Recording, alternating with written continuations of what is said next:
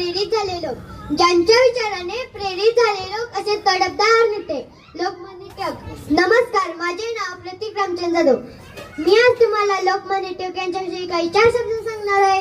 ते तुम्ही शांततेने ऐकून घ्यावे अशी माझी नम्र विनंती.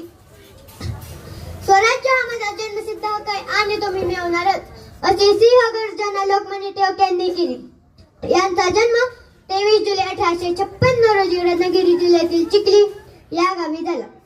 त्यांच्या वडिलांचे नाव गंगाधर पंत व त्यांच्या आईचे नाव पार्वतीबाई असे होते. त्यांचे पहिलीतले नाव केशव असे होते, पण सर्वजण त्यांना बाळ म्हणायचे, म्हणून पुढे होऊन त्यांचे नाव बाळ गंगाधर टिळक असे पडले. ते 10वी पास झाले व पुण्यातील डेक्कन कॉलेजमध्ये त्यांनी प्रवेश घेतला. त्यांनी मराठा व केसरी ही 2 वृत्तपत्रे सुरू केली. त्यांनी तुरुंगात असताना गीता रहस्य हा महान ग्रंथ लिहिला. ते लहानपणापासून खूप कुशाग्र बुद्धीचे होते. मी आज तुम्हाला त्यांच्या लहानपणीची गोष्ट सांगणार आहे.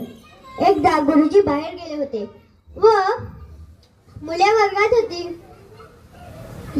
काही मुलांनी शेंगा खाल्ल्या व त्याचे टरफले खालीच फेकून दिले. गुरुजी वर्गात आले आणि म्हणाले, हे टरफले कोणी खाली फेकले आहेत? मग गुरुजीच्या भीतीने कोणीच हात वर करेना. मग गुरुजी म्हणाले, कोणीच हात वर करेना ना.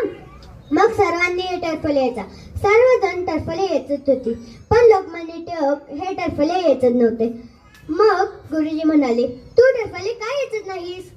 मग लोकमान्य टिळक म्हणाले, मी शेंगा खाल्ल्या नाही.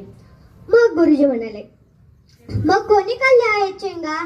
मग लोकमान्य टिळक म्हणाले, मी कोणाच्या चुगल्या करत नाही. मग गुरुजी म्हणाले, एक तर नाव सांग, नाहीतर टरफले येच. मग लोकमान्य टिळक म्हणाले, मी शेंगा खाल्ल्या नाहीत, मी टरफले उचलणार नाही. मग गुरुजी म्हणाले, जावे. लोकमान्य टिळक गेले. असे या थोर नेत्याला माझे कोटी कोटी प्रणाम. जय हिंद, जय महाराष्ट्र.